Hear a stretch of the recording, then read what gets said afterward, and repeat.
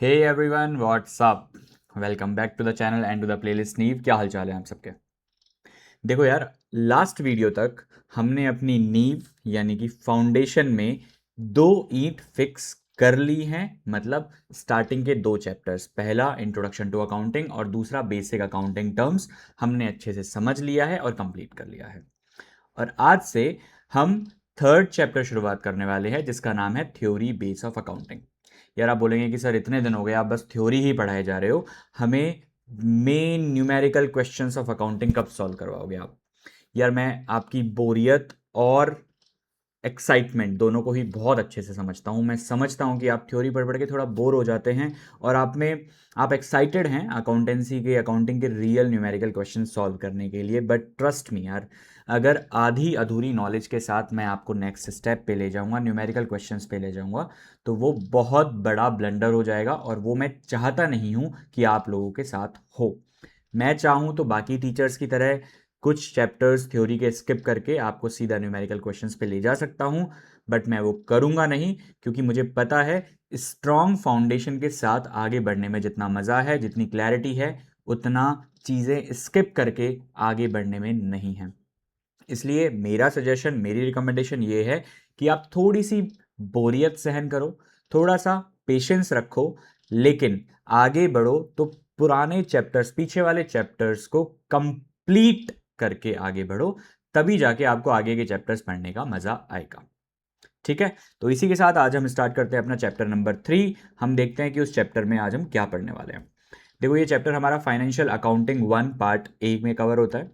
Theoretical framework unit 1 का part है। Chapter का नाम है थ्योरी बेस ऑफ अकाउंटिंग। और इस चैप्टर में हम क्या पढ़ने वाले हैं, सबसे पहले हम समझेंगे कि थ्योरी बेस ऑफ अकाउंटिंग की जरूरत क्यों पड़ी। हम जो भी चीज पढ़ने वाले हैं उसके पीछे का रीजन हमें पता होना चाहिए, इसलिए इस चैप्टर का सबसे पहला टॉपिक यही है। उसके बाद हम पढ़ेंगे कि थ्योरी बेस ऑफ अकाउंटिंग के कंटेंट्स क्या क्या हैं, इसके अंदर हम क्या क्या पढ़ने वाले हैं। मेनली तीन चीजें हैं। पहला, फंडामेंटल अकाउंटिंग अजम्पशंस। दूसरा, जनरली एक्सेप्टेड अकाउंटिंग प्रिंसिपल्स। और तीसरा, अकाउंटिंग स्टैंडर्ड्स। इनको हम डिटेल में इस चैप्टर में पढ़ेंगे।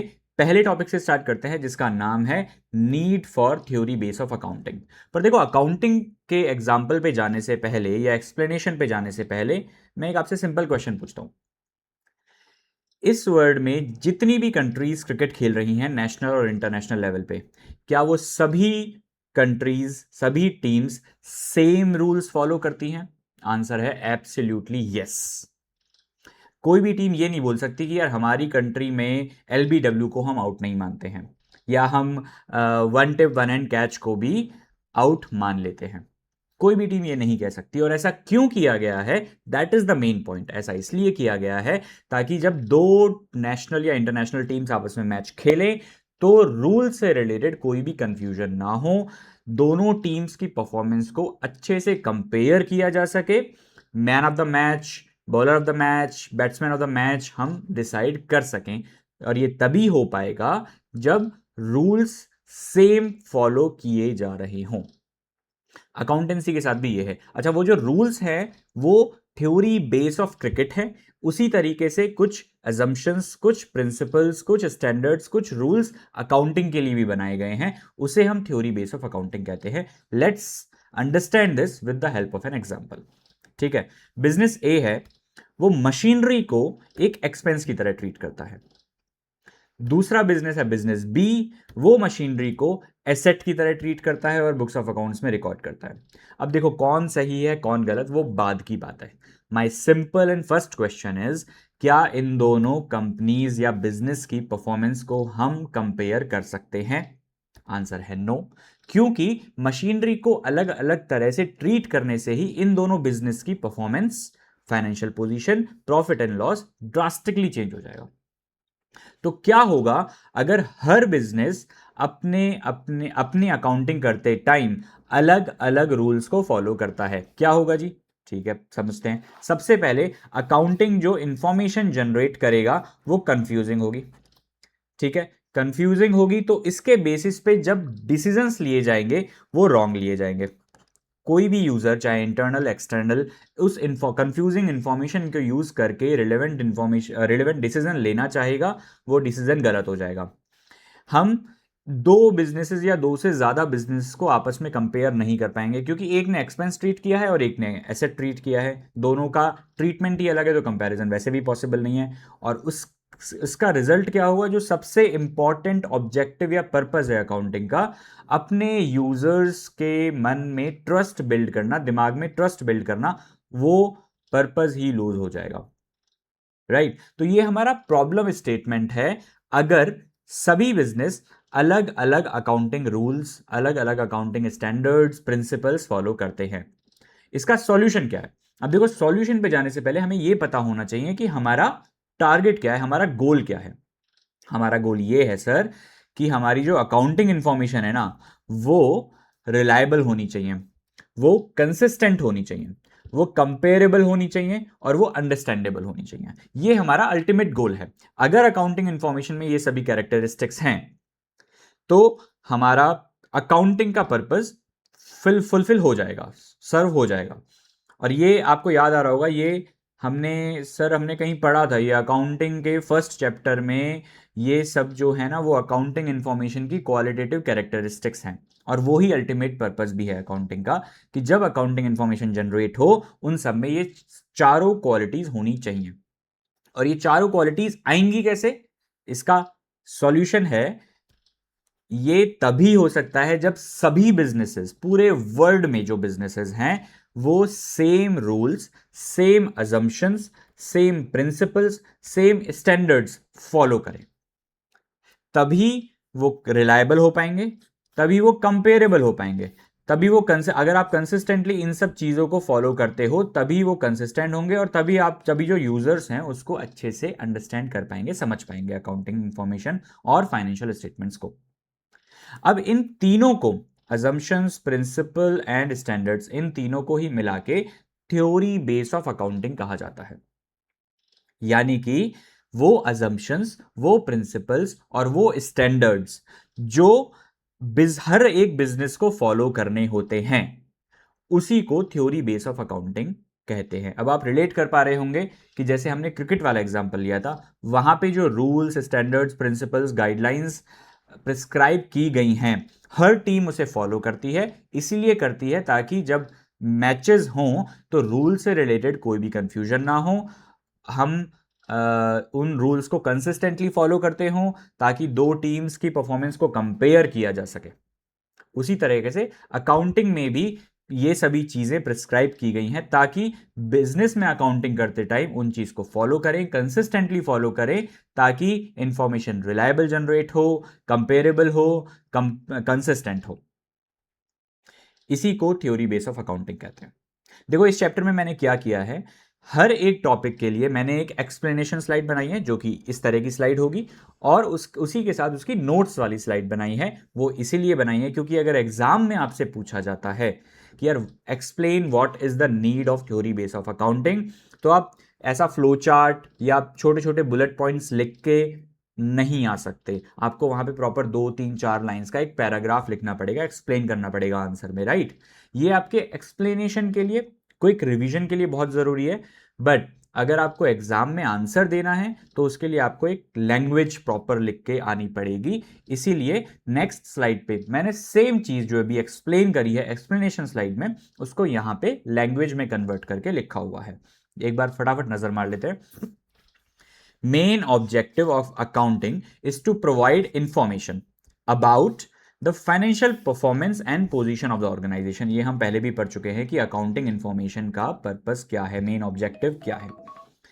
ये इंफॉर्मेशन जो है that is used by many internal and external users, owners, managers, tax authorities, government, creditors, banks etcetera, to take informed and appropriate decision.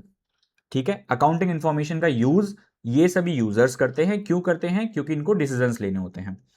और ये सभी यूजर्स जो है ना वो रिलाई करते हैं अकाउंटिंग इंफॉर्मेशन पे। इसीलिए अकाउंटिंग इंफॉर्मेशन क्या होनी चाहिए? कंसिस्टेंट होनी चाहिए, रिलायबल होनी चाहिए, कंपेरेबल होनी चाहिए और अंडरस्टैंडेबल होनी चाहिए। क्लियर है यहां तक? और इसको अचीव करने के लिए ये जरूरी है कि accounts are prepared by following common assumptions, principles and standards. और इन्हीं को these assumptions, principles and standards are together called as theory base of accounting. वही चीज है जो हमने पढ़ी थी, बट एग्जाम में आपको इस तरह का आंसर देना पड़ेगा। ठीक है, अब चलो हम ये समझते हैं कि components of theory base of accounting क्या क्या है, हम इसमें क्या क्या पढ़ने वाले हैं। ठीक है जी, देखो इसमें टोटल मिला के मेजर मेजर 4 टॉपिक्स हैं। पहला अकाउंटिंग प्रिंसिपल, दूसरा अकाउंटिंग स्टैंडर्ड्स, तीसरा सिस्टम्स ऑफ अकाउंटिंग, चौथा basis of accounting. Accounting principle को फर्दर 2 पार्ट्स में डिवाइड किया गया है। पहला है फंडामेंटल अकाउंटिंग प्रिंसिपल्स और कॉन्सेप्ट्स और अजम्पशंस। आप इसमें से कोई सा भी वर्ड यूज कर सकते हैं, लेकिन जनरली जो वर्ड यूज होता है that is fundamental accounting assumptions। ये जनरली वर्ड यूज होता है, फंडामेंटल अकाउंटिंग assumptions। ठीक है, और फिर है जनरली एक्सेप्टेड अकाउंटिंग प्रिंसिपल, जिसको स्टैंडर्ड टर्म में शॉर्ट फॉर्म में गैप भी बोला जाता है, GAAP, gap. This is a standard short form of generally accepted accounting principle. ठीक है, ये जो 2 टॉपिक्स हैं, systems of accounting and bases of accounting, अभी हम चैप्टर नंबर 3 पे हैं। Chapter number 4 and chapter number 5 जो है वो इन्हीं दोनों टॉपिक्स को सेपरेटली कवर करेगा, डिटेल में कवर करेगा। ज्यादा बड़े टॉपिक्स नहीं है, आई थिंक हर एक टॉपिक के लिए एक एक वीडियो इनफ होगी। आज के जो इस वाले चैप्टर में, चैप्टर नंबर 3 में, हम अकाउंटिंग प्रिंसिपल का part number 1, part number 2 and ये पार्ट नंबर 3 इस तरीके से कवर करने वाले हैं। इन 3 टॉपिक्स को मेनली हम कवर करेंगे। ठीक है, so that is the component of theory base of accounting. इसी के अंदर जो इसके सब टाइप्स हैं, इसको हम डिटेल में कवर करने वाले हैं अपनी इस वीडियो में। चलिए जी स्टार्ट करते हैं। अकाउंटिंग प्रिंसिपल जो 2 तरह के हमने बताए, पहला है फंडामेंटल अकाउंटिंग अजम्पशंस। देखो पहले पढ़ते हैं कि इसमें क्या लिखा हुआ है। बेसिक अजम्पशंस हैं ये, जो फॉलो किए जाते हैं वाइल प्रिपेयरिंग फाइनेंशियल स्टेटमेंट्स। ठीक है, ये वो अजम्पशंस हैं जो ये अज्यूम किया जाता है कि बाय डिफॉल्ट फॉलो हो रहे हैं अकाउंटिंग में। बाय डिफॉल्ट हम ये मान के चलेंगे कि यार ये वाली जो अजम्पशंस है ना वो फॉलो हो रही हैं। और अगर फॉलो नहीं कर पाते हो किसी वजह से अकाउंटिंग में, अगर हम इन अजम्पशंस को फॉलो नहीं कर पाते हैं तो इसका सेपरेट डिस्क्लोजर रिक्वायर्ड होगा। ठीक है, ये सब इसके लिए इसके बारे में यहां पे लिखा है, बट आई नो समझ में नहीं आया होगा, तो अगेन क्रिकेट के एग्जांपल पे चलते हैं। देखो आपके दोस्तों के ग्रुप ने डिसाइड किया कि क्रिकेट खेला जाए। अब क्रिकेट आपने सोचा कि यार कॉलोनी में एक खाली प्लॉट पड़ा है, छोटा सा है, लेकिन हम वहां पे खेल के मजे कर सकते हैं, एंजॉय कर सकते हैं। तो आपने उस प्लॉट में क्रिकेट खेलने का सोचा। अब ये कोई फील्ड तो है नहीं, छोटा सा प्लॉट है, तो आपने सोचा कि यार नॉर्मल रूल्स के साथ साथ हम 2-3 अलग रूल्स और बनाते हैं, जैसे कि अगर प्लॉट से डायरेक्टली बॉल बाहर जाती है तो बैट्समैन आउट हो जाएगा। डायरेक्ट कैच के साथ साथ 1 टिप 1 हैंड कैच को भी हम आउट मानेंगे। और LBW के रूल को हम अवॉइड करते हैं, उससे कंफ्यूजन क्रिएट होता है। ये आपने रूल्स बनाए और फिर खेलना स्टार्ट किया। ठीक है, मैच स्टार्ट हुआ, 2-3 बॉल्स के बाद ही एक बॉलर ने बैट्समैन को बोल्ड आउट कर दिया। अब बैट्समैन बोलता है कि यार मैं आउट नहीं हूं, क्योंकि ये तो हमने डिसाइड ही नहीं किया था कि जब बॉल विकेट्स में लग जाएगी तो बैट्समैन आउट हो जाएगा। ये रूल्स हमने डिसाइड ही नहीं किए थे। तो पहले तो आप लोग खूब हंसोगे और फिर उसे समझाओगे कि भाई ये जो रूल है ना वो बाय डिफॉल्ट अप्लाइड है। अगर हमने उसको अलग से एलिमिनेट नहीं किया उस रूल को, तो ये ऐसा रूल है क्रिकेट का जो बाय डिफॉल्ट अप्लाई होता ही होता है हर मैच में। ठीक है, तो अब आपको समझ में आ रहा है, उस केस में बॉल का विकेट पे लगना एक ऐसी अजम्पशन है जो बाय डिफॉल्ट अप्लाई मानी जाती है। उसी तरीके से fundamental accounting assumptions by default applied मानी जाती है एक बिजनेस में।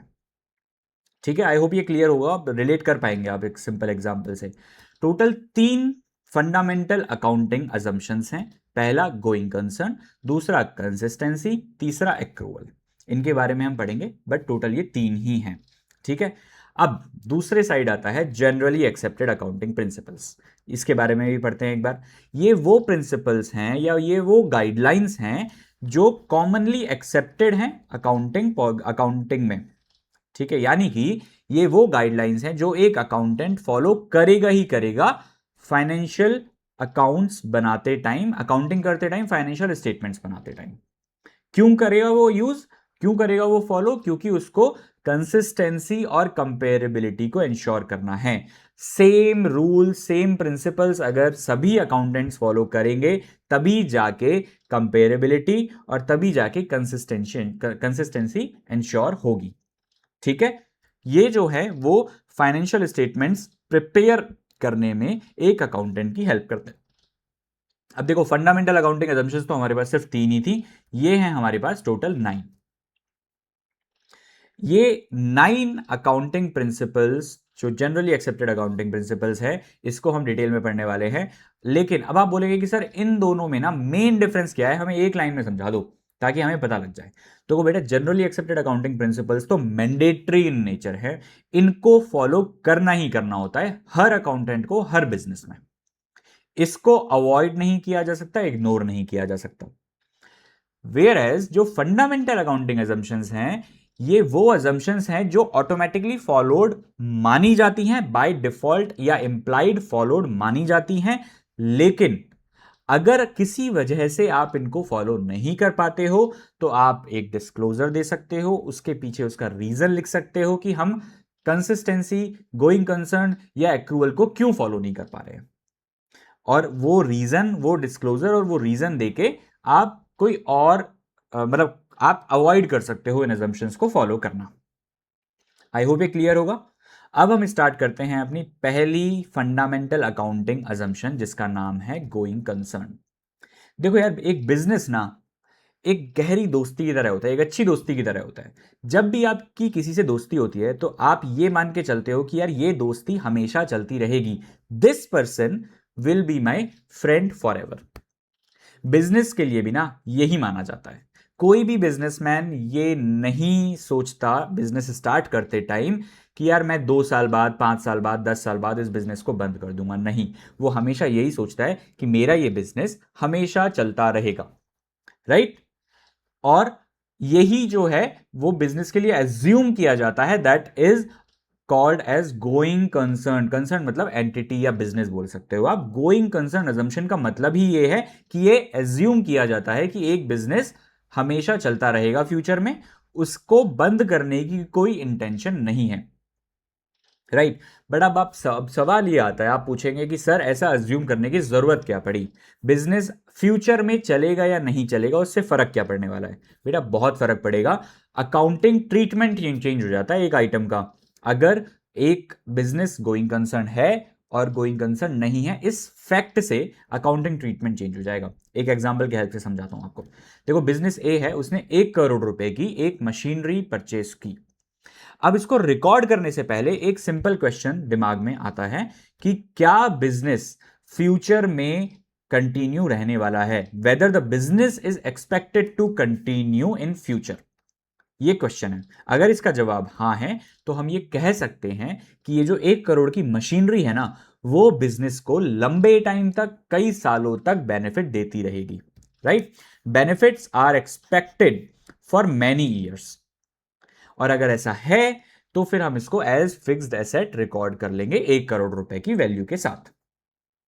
लेकिन अगर इस सवाल का जवाब है ना, यानी कि business is not expected to continue in future, इस केस में जब बिजनेस ही लंबे टाइम तक नहीं रहेगा तो एक जो आपने मशीनरी खरीदी है वो लंबे टाइम तक बिजनेस को बेनिफिट कैसे दे पाएगी? जब बिजनेस ही एग्जिस्ट नहीं करता है तो मशीनरी का बेनिफिट कैसे मिलेगा, किसको मिलेगा?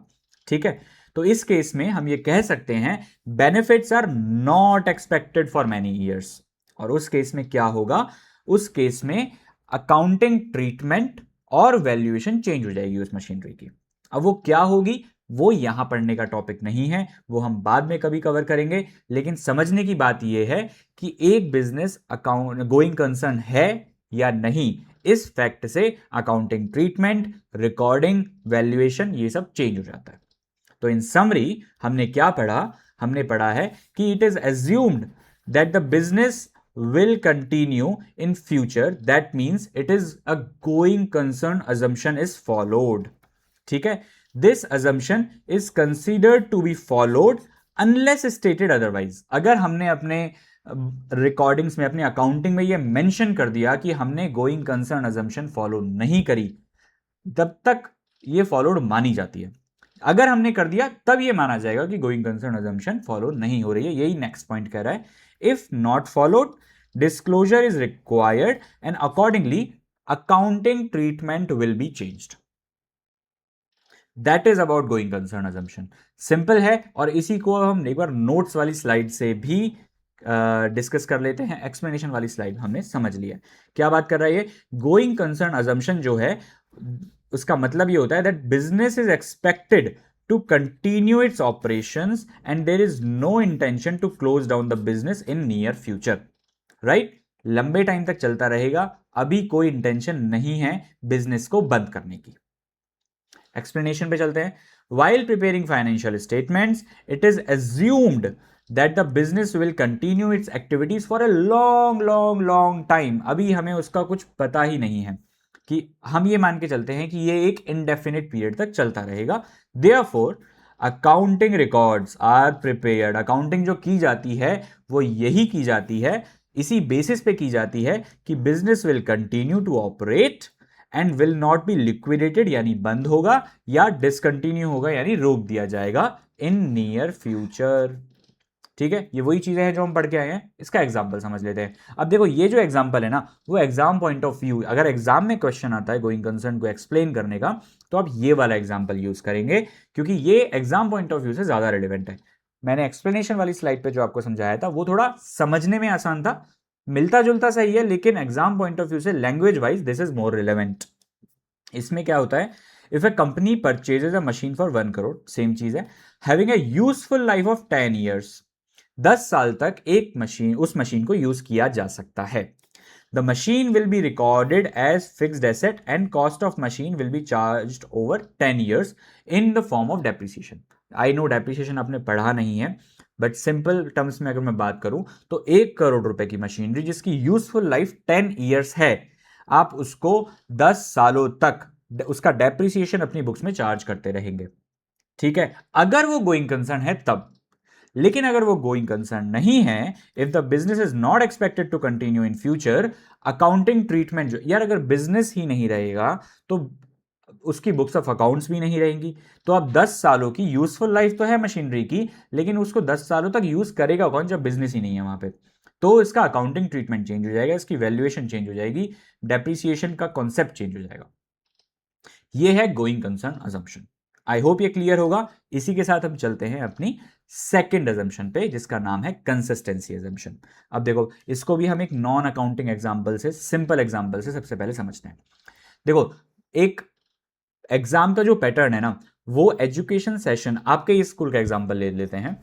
एजुकेशन सेशन 2026-27 में जो पैटर्न है 100 मार्क्स का, उसमें से 80 मार्क्स का तो एग्जाम पेपर होता है, 20 मार्क्स आपके इंटरनल असेसमेंट के लिए रखे जाते हैं। यही पैटर्न अभी आपके स्कूल में फॉलो हो रहा होगा।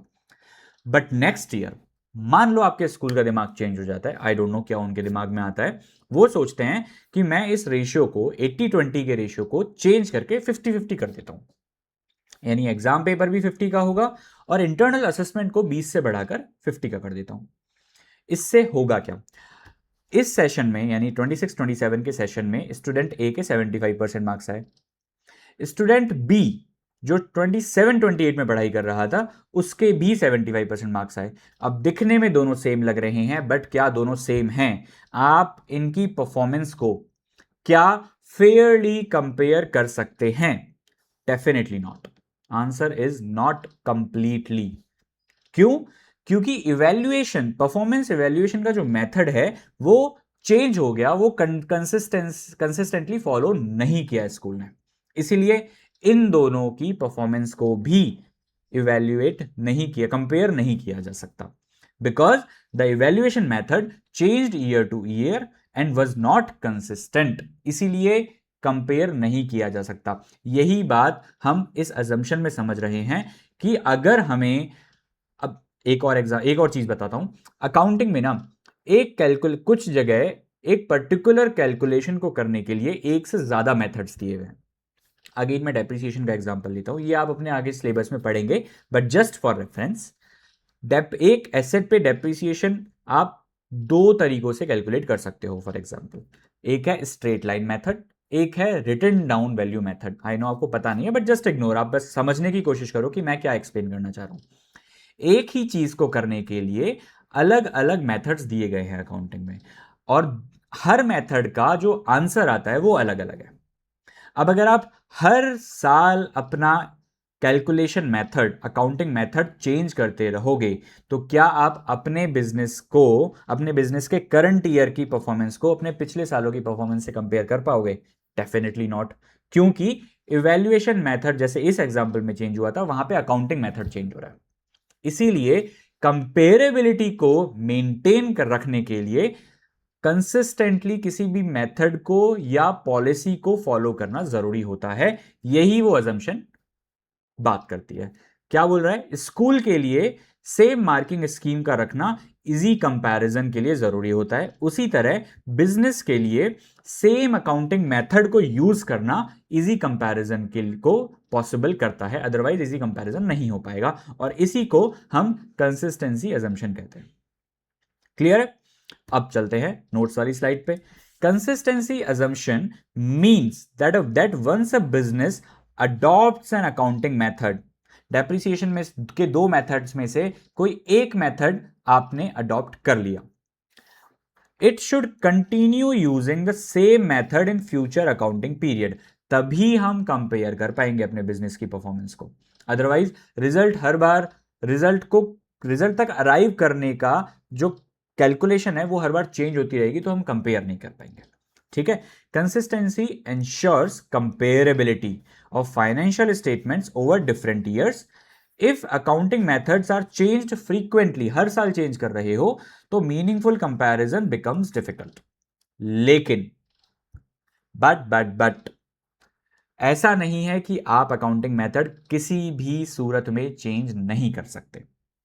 दो केसेस हैं जिसमें अकाउंटिंग मेथड को या अकाउंटिंग पॉलिसी को चेंज करना परमिट किया गया है। क्यों? जब मान लो गवर्नमेंट ही बोल दे या एक्ट में कोई चेंज आ जाए, लॉ में कोई चेंज आ जाए कि आप अभी तक मेथड ए यूज कर रहे थे, अब से हम मेथड ए को हटा रहे हैं, अब से आपको मेथड बी यूज करना है, तब एक बिजनेस क्या करेगा? उसके पास तो कोई ऑप्शन ही नहीं है, उसको मेथड बी को चूज करना ही करना पड़ेगा। ठीक है? So if it is required by law और अकाउंटिंग स्टैंडर्ड्स, वो चेंज करना अगर लॉ ने ही बोल दिया कि आपको चेंज करना है, या अकाउंटिंग स्टैंडर्ड्स ने बोल दिया, गवर्नमेंट ने बोल दिया, तो चेंज करना ही करना पड़ेगा। या फिर the new method provides more reliable and relevant information. मान लो आप अभी तक कुछ गलती करते आ रहे थे, मान लो एसेट पे गवर्नमेंट के अकॉर्डिंग ही स्ट्रेट लाइन मेथड से डेप्रिसिएशन चार्ज करना था, लेकिन आप written down value method use करते आ रहे हो अभी तक, तो अब आपने एक गलती करी, आपके पकड़ में आ गई। पकड़ में आने के बाद भी आप, ऐसा तो नहीं है ना उस गलती को कंटिन्यू करोगे, आप उसको चेंज करोगे, क्योंकि उससे ज्यादा रिलायबल और ज्यादा रिलेवेंट इंफॉर्मेशन हम यूजर्स को दे पाएंगे, ज्यादा एक्यूरेट इंफॉर्मेशन दे पाएंगे। तो गलती को सुधारने के लिए आप चेंज कर सकते हो अकाउंटिंग मेथड या पॉलिसी को, या फिर अगर गवर्नमेंट ही बोल दे कि अब से आपको इसकी जगह ये वाला मेथड यूज करना है, उस केस में आप अकाउंटिंग मेथड या पॉलिसी को चेंज कर सकते हो। इन दोनों केसेस में चेंज यानी कंसिस्टेंसी को ब्रेक किया जा सकता है, लेकिन ब्रेक करने के बाद आपको इसका डिस्क्लोजर देना पड़ेगा और इसका रीजन बताना पड़ेगा। Such changes should be properly disclosed in financial statements. ठीक है? उसमें आपको लिखना पड़ेगा कि हमने स्ट्रेट लाइन मेथड की जगह रिटन डाउन वैल्यू मेथड को यूज करना स्टार्ट कर दिया है due to this reason. Example, if a business adopts one method for charging depreciation, it should continue using the same method in future years to maintain comparability of accounts. Now that clear है? Very good. ठीक है जी, अब चलते हैं हम अपनी third assumption पे, जिसका नाम है एक्रूअल अजम्पशन। एक्रूअल अजम्पशन क्या होती है यार? एक्रूअल अजम्पशन बहुत सिंपल और इंटरेस्टिंग अजम्पशन है। ये सिंपल एक बात कहती है, चाहे इनकम हो चाहे खर्चा हो, ये दोनों ही चीजें तभी रिकॉर्ड हो जानी चाहिए जब वो एक्चुअली में वो ट्रांजैक्शन हो रहा हो। उससे रिलेटेड कैश आपके पास कब आया कब गया, इस बात से कोई फर्क नहीं पड़ता। एग्जाम्पल के थ्रू समझते हैं। बिजनेस ए है, उसने अपने कस्टमर्स को कुछ सर्विसेज प्रोवाइड की है इन द मंथ ऑफ मार्च, ठीक है, सर्विसेज मार्च में प्रोवाइड करी, लेकिन उसके उन कस्टमर्स ने उसको जो पैसा दिया है उस सर्विसेज के बदले वो अप्रैल में दिया है। क्वेश्चन है कि ये जो रेवेन्यू है या ये जो इनकम है वो कौन से मंथ में रिकॉर्ड होनी चाहिए। ऑप्शन ए है मार्च जिसमें हमने सर्विसेज कस्टमर्स को दी है, या ऑप्शन बी अप्रैल जब उस सर्विस के अगेंस्ट में हमारे पास पैसा आया है। ये हो गया इनकम या रेवेन्यू की बात। अब बात करते हैं खर्चों की। बिजनेस ए के ऑफिस में मार्च में इलेक्ट्रिसिटी कंज्यूम हुई, बट उसके बिल का जो पेमेंट है वो बिजनेस ए ने इलेक्ट्रिसिटी डिपार्टमेंट को अप्रैल मंथ में किया। Again the question is in which month electricity expense should be recorded. March जिसमें हमने इलेक्ट्रिसिटी कंज्यूम करी है, ऑप्शन ए, या ऑप्शन बी जिसमें हमने बिल का पेमेंट किया है। दोनों ही केसेस में मैंने आपको स्टार्टिंग में बता दिया था, जब वो ट्रांजैक्शन हो रहा है उसी पीरियड में हमें इनकम या एक्सपेंस को रिकॉर्ड कर लेना चाहिए। पेमेंट उसके लिए कब आ रहा है कब जा रहा है इससे कोई फर्क नहीं पड़ता।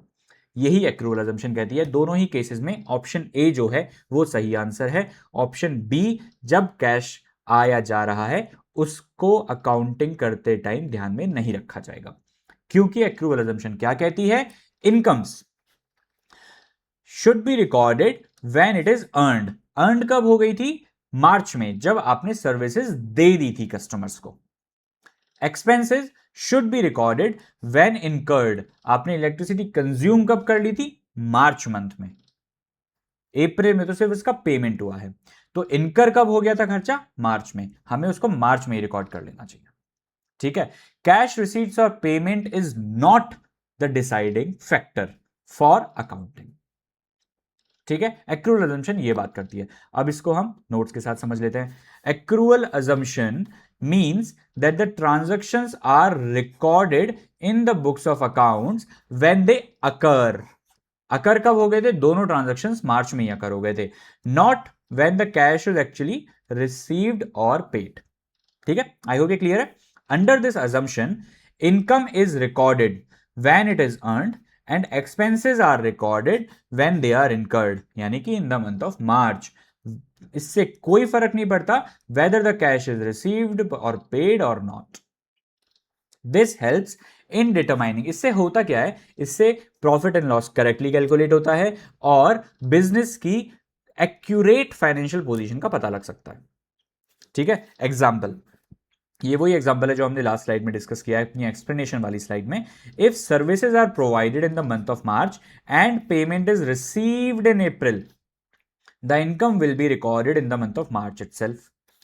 If the rent for March is paid in April, यहां पे हमने रेंट का एग्जांपल ले लिया, आपके ऑफिस की बिल्डिंग है जिसको आपने रेंट पे लिया हुआ है, आपने मार्च में उस बिल्डिंग को यूज किया लेकिन उसका पेमेंट आप अप्रैल में कर रहे हैं, बट खर्चा वो मार्च का ही है, इसीलिए it will be treated as an expense of March. Clear है, वही चीज हमने लैंग्वेज में यहां पे डिस्कस कर ली। अब देखो, ये ना बहुत इंपॉर्टेंट टॉपिक है, एक्रूअल अजम्पशन अकाउंटिंग का one of the most important topic है, इसीलिए इसको हम सेपरेटली एक चैप्टर में डिस्कस करेंगे जिसका नाम है basis of accounting, chapter number 4। उसके अंदर accrual basis of accounting, accrual concept of accounting और कैश कॉन्सेप्ट ऑफ अकाउंटिंग या कैश बेसिस ऑफ अकाउंटिंग, ये दो को हम डिटेल में कवर करने वाले हैं। कॉन्सेप्ट यही है, बट वहां पे और इंटरेस्टिंग एग्जांपल्स और डिटेल्ड एक्सप्लेनेशन के साथ हम इस कॉन्सेप्ट को और अच्छे से समझेंगे। बट आई होप इस पॉइंट पे आपको आइडिया लग गया होगा कि एक्रूअल अजम्पशन क्या होती है। ठीक है, चलिए जी, यहां पे हमारे तीनों account fundamental accounting assumptions complete हो जाती हैं। अब स्टार्ट करते हैं हम अपनी accounting principle, generally accepted accounting principle का फर्स्ट टॉपिक जिसका नाम है बिजनेस एंटिटी कॉन्सेप्ट। आप सोच रहे हैं कि सर नाम सुना सुना सा लग रहा है, बिल्कुल बेटा, बेसिक अकाउंटिंग टर्म्स जब हम पढ़ रहे थे उसकी सबसे पहली जो टर्म थी वो एंटिटी ही थी, और उसमें हमने एक कॉन्सेप्ट पढ़ा था कि बिजनेस को और बिजनेसमैन को अकाउंटिंग में अलग अलग ट्रीट किया जाता है, और हम जो अकाउंटिंग करते हैं वो बिजनेस के पॉइंट ऑफ व्यू से करते हैं, बिजनेसमैन के पॉइंट ऑफ व्यू से नहीं करते। यहां पे वही चीज एक्सप्लेन की हुई है। देखते हैं, बिजनेस ए है, उसका ओनर बिजनेस के पैसे को यूज करके अपने लिए एक फोन खरीदता है फॉर पर्सनल यूज। अब मेरा क्वेश्चन ये है, क्या ये ट्रांजैक्शन बिजनेस एक्सपेंस की तरह रिकॉर्ड होगा? दो क्वेश्चंस हैं। पहला, क्या ये ट्रांजैक्शन बिजनेस में रिकॉर्ड होगा? आंसर है यस। क्यों सर? क्योंकि बिजनेस के पैसे को यूज किया है उसने, तो रिकॉर्ड तो जरूर होगा बिजनेस की बुक्स में, बट क्या ये बिजनेस का खर्चा है? नहीं, ये बिजनेस का खर्चा नहीं है। इसको रिकॉर्ड किया जाएगा ड्रॉइंग्स की तरह और कैपिटल से एडजस्ट किया जाएगा, खर्चे की तरह रिकॉर्ड नहीं किया जाएगा, क्योंकि ये ओनर ने अपने पर्सनल यूज के लिए एक तरह से बिजनेस का पैसा यूज किया है, इससे उसकी कैपिटल कम होगी, ड्रॉइंग्स की तरह रिकॉर्ड होगा, not like a business expense. Right? तो इसका आंसर है no, it will not be recorded as a business expense. क्यों? क्योंकि mobile phone belongs to the owner of the business and not to the business, so it will be recorded as drawings, जो कि reduction in capital होता है, and not as business expense. Business and owners are treated separately, इसे ही business entity concept कहते हैं। Simple, ये हमने पहले भी पढ़ लिया था और अभी हमने और अच्छे से डिटेल में पढ़ लिया, विद एन एग्जांपल पढ़ लिया। इसका अब हम नोट्स पढ़ लेते हैं। The business accounting entity concept states that a business is treated as a separate and distinct from its owner. Same चीज है, बिजनेस अलग है, बिजनेसमैन अलग है। According to this concept, only the transaction of the business are recorded in the books of accounts. The books of accounts are prepared from the viewpoint of the business. ये बहुत important चीज है, हमेशा business के point of view से हमें सोचना है कि ये ट्रांजैक्शन बिजनेस को किस तरीके से इंपैक्ट कर रहा है, and not from viewpoint of the owner. This helps in finding the correct financial position and profit and loss of the business. सोचो अगर वो फोन जो खरीदा था उसको हम बिजनेस एक्सपेंस की तरह रिकॉर्ड कर लेते तो उससे बिजनेस का प्रॉफिट लॉस इंपैक्ट हो जाता, गलत कैलकुलेट होता। ये सही से कैलकुलेट करने के लिए हमें व्यू पॉइंट बिजनेस का मेंटेन करके रखना है, बिजनेसमैन का नहीं। ठीक है, एग्जांपल देख लेते हैं। Ram starts a business with a capital of ₹1 lakh. It is treated as capital, और ये बिजनेस के लिए लाइबिलिटी है। क्यों? ये हमने पहले भी डिस्कस किया था कि जब एक बिजनेसमैन बिजनेस में पैसा डाल रहा है तो वो जब चाहे उस पैसे को निकाल भी सकता है, बिजनेस को वो पैसा बिजनेसमैन को वापस देना होगा, इसलिए बिजनेस के लिए वो लाइबिलिटी ट्रीट होती है। ठीक है, Ram purchases A car for personal use from businesses money. ये जो है बिजनेस एक्सपेंस की तरह ट्रीट नहीं होगा और ना ही ये बिजनेस की एसेट बनेगी, ये होगा एक ड्राइंग्स की तरह रिकॉर्ड और कैपिटल से कम हो जाएगा, क्योंकि उसने बिजनेस का पैसा यूज किया है अपने पर्सनल यूज के लिए। डन? ये है business entity concept. I hope ये भी क्लियर होगा। नेक्स्ट चलते हैं मनी मेजरमेंट कॉन्सेप्ट। आप सोचेंगे कि सर ये भी हमें पढ़ा ऐसा लग रहा है, आप रिपीट क्यों करवा रहे हो? बेटा रिपीट इसलिए करवा रहा हूं क्योंकि सिलेबस में इसी तरह से इसको स्ट्रक्चर किया गया है और बार बार पढ़ने में कोई बुराई नहीं है, रिवीजन नहीं होगा, इसलिए फोकस। ठीक है जी, इसमें हमें पता है, हमने अपनी शायद सबसे पहली हमारी क्लास थी इंट्रोडक्शन टू अकाउंटिंग की, उसमें हमने 4 दोस्तों के क्रिकेट मैच साथ में देखने का एग्जाम्पल लिया था। I hope you remember that. उसमें होता क्या है कि फाइनेंशियल नेचर के ट्रांजेक्शन्स रिकॉर्ड होते हैं, और मैगी अच्छी बनी थी, एक दोस्त नाराज हो गया था, लड़ने लग गया था, पिज़्ज़ा की लास्ट स्लाइस के लिए दोस्तों में झगड़ा हो गया था। ये सबको हमने रिकॉर्ड नहीं किया था क्योंकि ये इमोशनल क्वालिटेटिव इंफॉर्मेशन थी, ट्रांजैक्शंस थे, जिसका अकाउंटिंग से कोई लेना देना नहीं है। ठीक है, यहां पे भी आपको कुछ एग्जाम्पल्स दिए गए हैं, जैसे कि बिजनेस ए के पास बिल्डिंग है 50 लाख रुपए की, मशीनरी है 10 लाख रुपए की, कैश है 5 लाख रुपए का। इसके पास कुछ और चीजें भी है, जैसे एक्सीलेंट रेपुटेशन है, पूरे मार्केट में बिजनेस ए का बहुत नाम चलता है, लोग इसके नाम सुन के ही ये जो प्रोडक्ट बेचता है इससे खरीदने आ जाते हैं। ऑनेस्ट एम्प्लॉयज है इसके पास, लॉयल कस्टमर्स है, एक बार जिसने भी इससे माल खरीद लिया है, जो भी ये बेच रहा है, वापस इसी से खरीदने आते हैं वो, और बहुत अच्छी मैनेजमेंट की टीम है। अब question is, can it be recorded in accounting? Sir starting के 3 तो डेफिनेटली यस, बाकी के 4 नो। क्यों? क्योंकि ये क्वालिटेटिव इंफॉर्मेशन है, क्वालिटेटिव ट्रांजैक्शंस और इवेंट्स हैं, अकाउंटिंग में इसका कोई लेना देना नहीं होता है। ठीक है, तो बॉटम लाइन इज, क्यों रिकॉर्ड नहीं होंगे ये वाले? क्योंकि only those transactions and events which can be measured in money are recorded. That's what money measurement concept is. Clear है? ये तो हम बहुत बार पहले भी पढ़ चुके हैं. इसको अब हम देख लेते हैं टेक्स्ट फॉर्मेट में. Money measurement concept states that only those transactions and events which can be expressed in monetary terms are recorded in the books of accounts. Accounting का लेना देना सिर्फ उन्हीं ट्रांजैक्शन से है जिनको मॉनेटरी टर्म्स में हम मेजर कर सकते हैं. According to this concept, accounting records only financial transactions that can be measured in money. Transactions or events which cannot be expressed in monetary value, such as honesty of employees, good relationships with customers, or management efficiency. ये सब qualitative information है, are not recorded in the books of accounts. Even though ये सब चीजें ना देखो important होती हैं बिजनेस के लिए. बिजनेस की रेपुटेशन, एम्प्लॉयज कैसे हैं, मैनेजमेंट टीम कैसी है, कस्टमर्स लॉयल है कि नहीं, ये सब चीजें एक बिजनेस के लिए बहुत इंपॉर्टेंट होती हैं.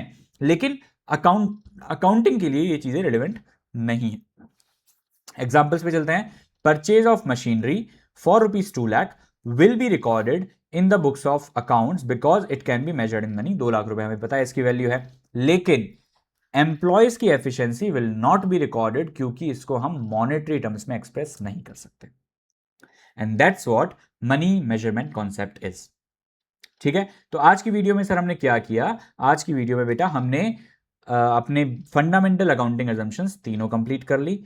इसी के साथ हमने 2 basic accounting generally accepted accounting principles को कवर कर लिया है. अब नेक्स्ट वीडियो में बाकी के 7 जनरली एक्सेप्टेड अकाउंटिंग प्रिंसिपल्स को हम कवर करेंगे और थर्ड पार्ट में अकाउंटिंग स्टैंडर्ड्स पे चलेंगे और 3 पार्ट्स में ये चैप्टर कंप्लीट हो जाएगा. तो आज की वीडियो में बस इतना ही. मिलते हैं नेक्स्ट वीडियो में. Don't forget to like and share this video, subscribe the channel and press the bell icon for latest update. Bye bye.